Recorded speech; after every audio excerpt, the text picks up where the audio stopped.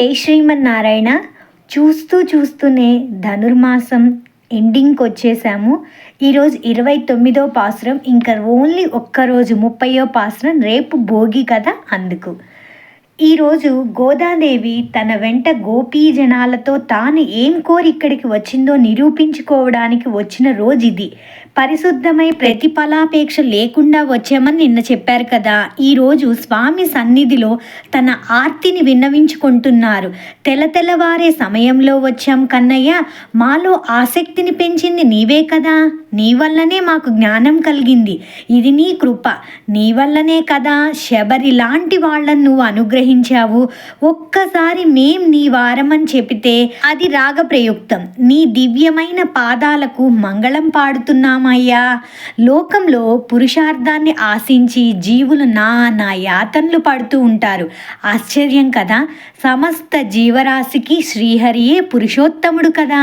చేతులు జోడించి ఒక్కసారి నేను నీ వాడిని అంటే చాలు, సమస్తం ఇచ్చేవాడివు నువ్వు కదా, నీవు పరమపదాన్ని ఇస్తావని కులశేఖర ఆళ్వార్ చెప్పినట్లుగా మేం నీ పాదాలను పాడటానికి వచ్చాం స్వామి అన్నారు. ఇప్పుడు ఈరోజు పాసురాన్ని అనుసంధానం చేద్దాం.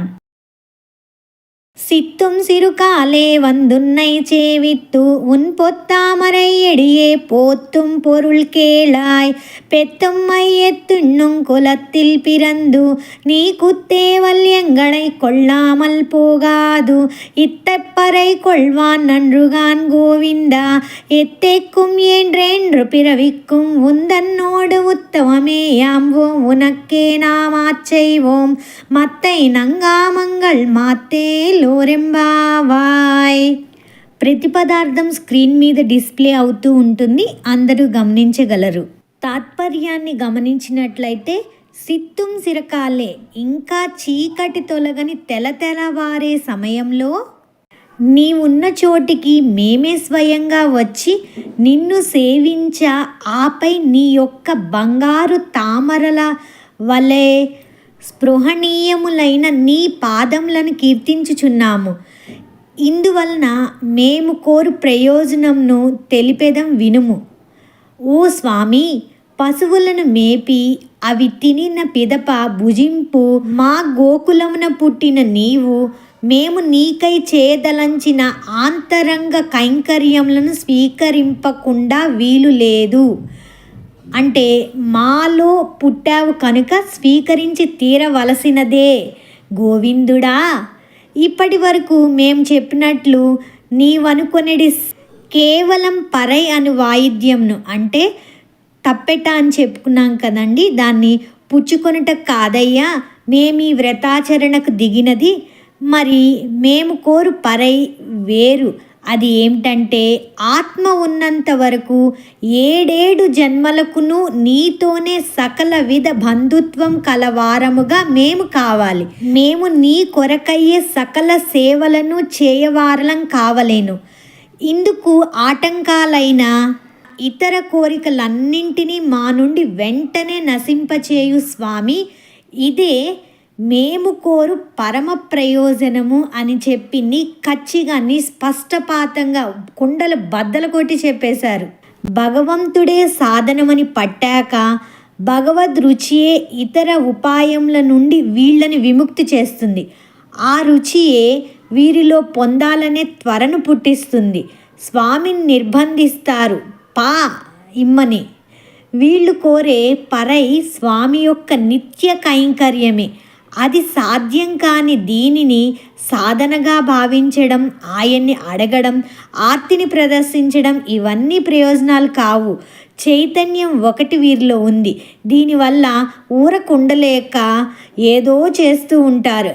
అందుకని అందరినీ లేపుకొని వీళ్ళంతా తెల్లవారుతూ రావడం త్వరను తెలుపుతుంది. మేమేమి కోరుకున్నామో విను అంటారు. వేరే కోరికలేమీ వీరికి లేవసలు. కలతచే అలా అంటారు అంతే. వేరే పరై అనేది వంక.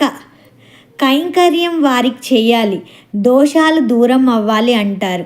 కృష్ణుణ్ణి చేరి ఇతర ప్రయోజనాలు కోరడం కామధేనువుని చేరి కౌపీనం కోరడం లాంటిది కదా మరి. అందుకే నిన్న నీ సొత్తు ఇస్తానంటే ఎవరొద్దంటారని నిర్బంధించారు.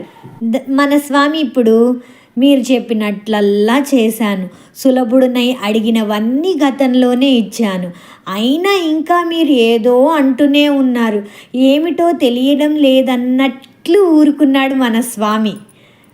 మా స్థితి త్వర చూశాక కూడా మేమేం కోరామో తెలియటం లేదా కృష్ణయ్య? స్వామి ఎటువంటి వారు? ఆయన సర్వుల హృద్దేశే తిష్టతి భ్రామయన్, హృదయంలో ఉండి పలకరించేది వాడే అయినా నాలిక ఉన్నందుకు దాపరికం మాని నోరు తెరచి చెప్పాలి. అదే చెప్తున్నారు మన గోదమ్మ తల్లి. స్వామి, ఐహిక సుఖాలు కోరే తామసులు లేచేది కాలం అంటారు. ఇప్పుడు చూడండి, 3 కాలాలు చెప్తారు. ఇక్కడ కూడా సూపర్లేటివ్ డిగ్రీ వస్తుంది. కాలం, సిరుకాలం, సిత్తుం సిరుకాలం, గుడ్, బెటర్, బెస్ట్ అంటారు కదా, అట్లాగనమాట. ఐహిక సుఖాలు కోరే తామసులు లేచేది కాలం అంటారు. ఆత్మప్రాప్తి నమ్మి రాజసులు లేచేది, తామసులు లేచేదేమో కాలం, రాజసులు లేచేదేమో సిరుకాలం. నిన్ను తప్ప ఇతరులు వేనిని కోరని మాలాంటి వాళ్ళు సత్వగుణంలో సత్వముద్రేకించి లేచేది సిత్తుం సిరుకాలం. ఇలాంటి సమయంలో మంచులో తడుస్తూ వచ్చాం. తెల్లవారితే మన కృష్ణయ్య ఎక్కడికి వెళ్ళిపోతాడు? అదే చెప్తున్నారు. త్వరాతిశయం వల్ల తెల్లవారితే కర్ర బువ్వ పట్టి దూడల వెంట పడిపో అంటూ అమ్మ శాసిస్తే అంతే వెళ్ళిపోతాడు. వెళ్ళకముందే నిన్ను ఆశ్రయించాలని వచ్చాం, నీవే రావాలి, మేం కాదు. అయినా ప్రీతితో ఉండబట్టలేక వచ్చాం. వచ్చి నిన్ను నమస్కరిస్తున్నాం. నీవే చేయాలి ఆ పనిని, అయినా మేం చేస్తున్నాం. శబరిని నీవే కదా వెతుక్కుంటూ వెళ్ళావు, అలాగా నువ్వే రావాలి, కానీ మేం రాకూడదు. అన్నీ తప్పులే చేస్తున్నాం, క్షమించు. నీ బంగారు తామరల వంటి విలువ సౌందర్యం కలిగి మాకు ప్రాప్తమైన పాద ద్వంద్వమును స్తుతిస్తున్నాం, పాదాలను స్తుతిస్తున్నాం. ఎందుకో చెప్తున్నాం, వింటున్నావా స్వామి? వీళ్ళకేం కోరికలు లేవు, అయినా కలతచే అలా అంటారు. మిగిలిన వాళ్ళైతే వాళ్ళ లోపాలు తీర్చమంటారు, అమంగళాలు తీర్చమంటారు. కానీ వీళ్ళు వాని లోపం తీర్చుకొని అమంగళాలు అంటకుండా చూసుకోమంటారు. వీళ్ళ జ్ఞాన సౌందర్యం దేహ సౌందర్యం ద్వారా ప్రకటితమవుతోందని తదేక దీక్షతో చూస్తుండిపోయాడు మన కృష్ణయ్య. తన భక్తులేం మాట్లాడినా ముద్దుగా ఉంటాయి కదా అని వింటున్నాడట. సీర్య సింహాసనంలో కూర్చున్నది వినడానికా, నిద్రపోవడానికా, మమ్ము చూడ్డానికా అని అడుగుతోంది. ఈమె స్వామిని లేపి పాఠం చెప్పిన తల్లి కదా, గద్దిస్తోంది. తనయుల్లోనే వస్తుంది కదా అధ్యాపయంతి అని, ఎంతైనా టీచర్ అమ్మ కదా, అందుకే గద్దిస్తోంది. పశువులు మేపి తినే కులంలో పుట్టావు నీవు, శాస్త్రంలో తప్ప గోచరించని నువ్వు గొల్లపిల్లవాడవయ్యావు. పశువుల కడుపు నిండాకే తమ తిండి తింటారు వీరు. మేము నీ పశువుల వంటి పరికరాలం కదా, మమ్మల్ని తృప్తిపరిచినాకే కదా నీకు ఆహారం సహించేది. మేం ఆర్తప్రపర్ణులం, విరహాన్ని ఓర్వలేక వచ్చి చేరాం. నీ పశువులకు వేరే రక్షకులుండవచ్చు, మాకు మాత్రం నీ ఒక్కడివే రక్షకుడవు. మేం ఒప్పుకోనంత వరకు నువ్వు చేయలేవు. అంగీకరించాం నీ సేవేనని, స్వరూపాన్ని తెలిపావు, ఆశ నీ యందు పుట్టించావు. ఇవాళ సేవలు అందిద్దామని వస్తే మాట్లాడవు, నిన్ను వదిలేది లేదు. మధుర నుండి రాత్రికి రాత్రి ఎవరు నమ్మన్నారు నిన్ను? రాకుండా ఉంటే మేము అడిగేవారమే కాదు అని చెప్పి టీచర్ అమ్మ ఎలాగ మాట్లాడుతుందో చూడండి. ఇప్పుడు మన కృష్ణయ్య ఏదో పరై అంటూ వచ్చారు కదా, అది ఇదిగో తీసుకోండి తప్ప సేవలు గట్రా అంటూ ఏమిటిది అన్నాడు. ఏమయ్యా వెర్రివాడా, భావం గ్రహించడం రాని జన్మ కదా.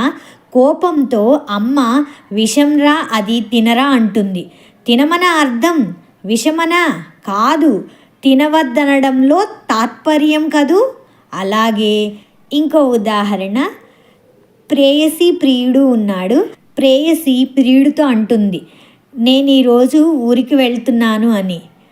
అప్పుడు ప్రియుడు అంటాడు, వెళ్ళు వెళ్ళు, నేను అక్కడే పుడతా నీకోసం అంటాడు. అంటే వెళ్ళమని అర్థం కాదు, వెళ్ళొద్దని. అట్లాగా అదేం తెలియని అగ్నునిలా ఉన్నావే నువ్వు అన్నారు గోదా తల్లి. మన కృష్ణయ్య, సరేనండి, నేను వరాహ అవతారంలోను వామనుడిగాను హయగ్రీవుడిగాను ఉంటే ఆ జ్ఞానం ప్రసాదించే అవతారాలు కనుక మీ భావాలన్నీ తెలిసి ఉండేవి. ఇప్పుడు మీ బంధువునే కదా అన్నాడట. వీల్లేదంటోంది ఆండాళ్. ఈ రోజుకి మాత్రమే చాలదు, ఎప్పటికీ 7 జన్మలకి నీవు స్వామిగా, మేము నీ సొత్తుగానే ఉండాలి. ఎక్కడున్నా సరే, అది ఈ లోకంలోనో ఆ లోకంలోనో, స్వర్గం నరకం, అడవిలోనైనా ఊర్లోనైనా ఈ నిర్బంధం ఏమీ లేదు. నీ సంబంధం వీడకుండా ఉండాలనేదే నిర్బంధం. మేము నీలో ఒక భాగమై ఉండిపోవాలి. ఇదే మన పరై ఒక్క మీనింగ్ అన్నమాట. ఫలానా సంబంధం కావాలని లేదు ఆండాళ్. అంచేత అన్ని సంబంధాలు నీతోనే ఉండాలని కోరుతుంది. ఇదేనండి అందరి జీవులు కోరవలసిన కోరిక. జ్ఞానం ఉన్నందుకు పరమ ప్రయోజనం. వీళ్ళు కోరిన పరై ఇదే. సరే, ఇంకేం కావాలి అన్నారు. నీకొక్కనికే మేమన్ని విధాలా సేవలు చేయాలి. భరతునిలా దూరంగా ఉండి కాదు, లక్ష్మణుల్లా నీతోనే ఉండి సర్వదేశ సర్వకాల సర్వ అవస్థలయందు సర్వవిధ సేవలను చేయాలి. అందులో మా స్వార్థం అహంకారం కలుగరాదు సుమా. నీ సేవ చేయుటకు ఆటంకంగా ఏర్పడు దోషములను, ఇతర కోరికలు ఏమైనా వాటన్నింటినీ నీవే నిర్మూలించుము అంటూ పరమ ప్రయోజనమైన భగవత్ కైంకర్యం అనే పురుషార్థాన్ని వివరించి పాడింది మన ఆండాళ్ తల్లి. ఇక్కడ చూడండి, మనం ఏదైనా సేవకి వెళ్ళామనుకోండి, ఫర్ ఎగ్జాంపుల్ తిరుపతికే వెళ్ళాం సేవకి, మనకి ఎటువంటి సేవ వస్తే ఎంతో ఆనందంగా తృప్తిగా ఉంటుంది. ఎక్కడో వరాహస్వామి టెంపుల్లోనో, రాకపోతే అన్నదానానికో సర్వింగ్కో దేనికో వస్తే సంతోషమే కాదన్నట్ల. అంతకు మించిన సంతోషం మనకి ఎక్కడొస్తుంది? స్వామి దగ్గరగా, ఆ స్వామి గర్భాలయంలోనో, స్వామి దగ్గర క్యూ లైన్లో ఇట్లా జనాలని పంపించే సేవో అలాంటికి వస్తే మనకి ఎంత ఆనందం కలుగుతుంది. ఇంకా ఈ జన్మకి ఇది చాలురా భగవంతుడా అనిపిస్తుంది. అట్లాగా వీళ్ళు కూడా స్వామి యొక్క ఆంతరంగిక కైంకర్యం మీ మొక్కలమే చేయాలి అని చెప్పి కోరుకుంటున్నారు. ఇదే పరై అన్న పదం యొక్క అసలైన అర్థం. ఈ పాశ్రం ద్వారా మనకేం తెలుస్తుంది? భగవంతుని పాదాలకు మంగళం పాడటమే దాసుని లక్షణం. ఆండాళ్ శ్రీకృష్ణుణ్ణి ఇలా నిర్బంధించింది. నీవు పశువుల్ని మేపి భుజింపు గొల్లకులంలో జన్మించిన వాడవు, మేము గోపికులం. మేము సమర్పించే అంతరంగ కైంకర్యమును నీవు స్వీకరించి తీరాలి స్వామి అను పట్టుపట్టింది. పరమాత్మ కంటే ఆయన దాసులే గొప్ప. ఈ పాసురంలో రాముని వద్ద లక్ష్మణుడు అహం సర్వం కరిష్యామి అని పలికాడు కదా. నేను వచ్చి నీతో అన్ని పనులు చేస్తాను, నేను చేసే కైంకర్యాలన్నీ నీవు స్వీకరించాలి అని శ్రీరాముణ్ణి నిర్బంధించినట్లుగా ఆండాళ్ కూడా శ్రీకృష్ణుణ్ణి నిర్బంధిస్తూ అయోధ్యను స్మరణకు తెచ్చింది. భగవంతుని పట్ల మన ప్రపత్తి అంటే శరణాగతి ఫలించుటకు ఈ పాసురం పారాయణం చేయాలి. ఇప్పుడు చిన్న ప్రశ్నలు, 2-3 ప్రశ్నలు. ఫస్ట్ క్వశ్చన్, చిన్నవారైన గోపికలు భయపడకుండా పూర్తిగా తెల్లవారక ముందే కృష్ణుని వద్దకి ఎందుకు వెళ్ళాలి అంటే ఆన్సర్, పూర్తిగా తెల్లవారితే కృష్ణుడు ఎక్కడికి వెళ్తాడు? ఆవుల్ని మేపడానికి అడవికి వెళ్ళి రాత్రి కానీ ఇంటికి తిరిగి వస్తాడు. కాబట్టి ఉషఃకాలమే సరైన సమయం అని గోపికలు కృష్ణుని వద్దకు వెళ్ళారు. అదే కదా ముందు మనం చూసుకున్నాము. ఇప్పుడు సెకండ్ క్వశ్చన్, కేళాయ్ వినుము అంటూ గోదాదేవి శ్రీకృష్ణునికి ఏమి విన్నవించింది గుర్తుందా? అన్ని జన్మల్లోనూ నీతోనే సంబంధం కలిగి ఉంటూ నీకే సేవలు చేస్తూ వేరొక కోరికలు లేని వారమై ఉండాలి అని విన్నవించింది. అన్నీ ముందు విశేషార్థంలో చెప్పుకున్నాయి అండి. ఒక్కసారి చిన్న క్వశ్చన్స్ రూపంలో రిపీట్ చేస్తున్నాను. ఇంకొక క్వశ్చన్, ఆండాళ్ ఈ పాసురంలో మత్తై నంగా మంగళ్ మాత్తే అంది కదా, అంటే నా యొక్క మిగిలిన కోరికలన్నీ పోగొట్టు అని చెప్పింది. ఏంటి ఆ ఇతర కోరికలు? ఆన్సర్ తెలుసు కదా మీకు. భగవంతునికి ఏమైనా సేవలు చేసేటప్పుడు దానివల్ల కలిగే ఆనందం పరమాత్మకే తప్ప మనకు కాదు. అది దృష్టిలో ఉంచుకోవాలి. మన ఆనందం కొరకో మన లాభం కొరకో ఏదో పూజలు ఇవి అవి చేసే బుద్ధిని విడనాడాలి అని చెప్పి మనం ఇక్కడ గ్రహించాలన్నమాట. ఈ పాసురంలో ఆండాల్ ఏ దివ్య దేశమును కీర్తించింది అని అనుకోవచ్చు. ఇప్పుడే కదా చెప్పుకున్నాము, రాముడు లక్ష్మణుడు అహం సర్వం కరిష్యామి అని, అంటే అయోధ్యని ఇక్కడ అయోధ్యను స్మరించినట్లుగా భావించాలి. లాస్ట్కి ఒక మాట అండి, నిన్న ఒకరు కామెంట్ పెట్టారు, మీరు గొల్లపిల్లలు తక్కువ కులం అని చెప్పారు అని చెప్పి కామెంట్ పెట్టారండి. నిన్న నేను ఫస్ట్లోనే స్పెసిఫై చేశాను, ఎప్పుడైనా సరే ఇన్నర్గా ఉండే అర్థాన్నే మనం తీసుకోవాలండి.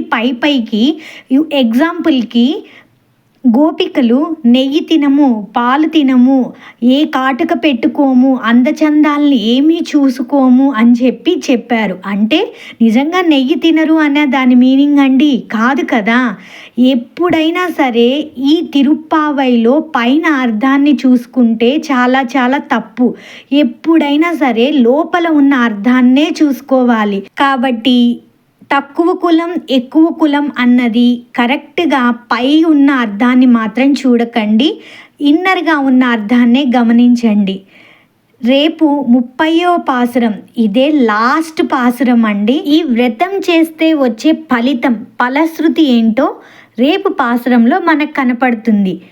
ఈ సంవత్సరము అడియన్కి చాలా చాలా పని ఒత్తిడి ఎక్కువ ఉండడం వలన చెయ్యగలనో లేదో అని ఆ ఆండాల్ తాయారు మీదే భారం వేశాను.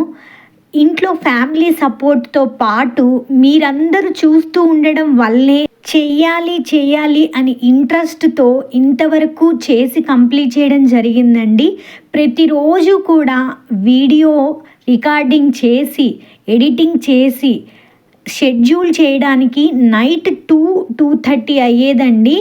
ఇంట్లో ఫ్యామిలీ అందరూ సపోర్ట్ చేశారు. మీరు చూస్తూ ఉండడం వల్లనే ఇది సాధ్యమైంది. భోగి సందర్భంగా గోదా రంగనాథ కళ్యాణం విశేషాన్ని కూడా మన ఛానల్లో అప్లోడ్ చేయడం జరిగిందండి. లింక్ ఇక్కడ కనపడుతుంది, దీన్ని ప్రెస్ చేస్తే ఓపెన్ అవుతుంది. ఒక్కసారి వినండి, గోదా రంగనాథుల కళ్యాణం ఎలా జరిగింది అసలు అన్న విషయం మనకి చాలా క్లియర్గా ఎక్స్ప్లెయిన్ చేయడం జరిగింది అడియన్. జై శ్రీమన్నారాయణ. సర్వం శ్రీకృష్ణార్పణమస్తు. ఎప్పుడు మీ సపోర్ట్ ఇలాగే ఉండాలి అని ఆశిస్తూ please subscribe Damodara devotional channel. మీకు నచ్చినట్లయితే వీడియోకి ఒక లైక్ కూడా చేయండి. లైక్ అన్నది ఎందుకు చేయమంటున్నాము అంటే, లైక్ చేయడం వల్ల ఈ వీడియో మీకు నచ్చింది అని యూట్యూబ్కి అర్థమయ్యి ఇంకొక 10 మెంబర్స్కి చూపించడానికి అవకాశం ఉంటుందంట. అలా యూట్యూబ్ అల్గారిథం ప్రకారం లైక్ ఎక్కువ చేసిన వీడియోస్కి ఎక్కువ పుష్ చేయడం జరుగుతుంది, అందుకే అడగడం జరుగుతుంది. జై శ్రీమన్నారాయణ.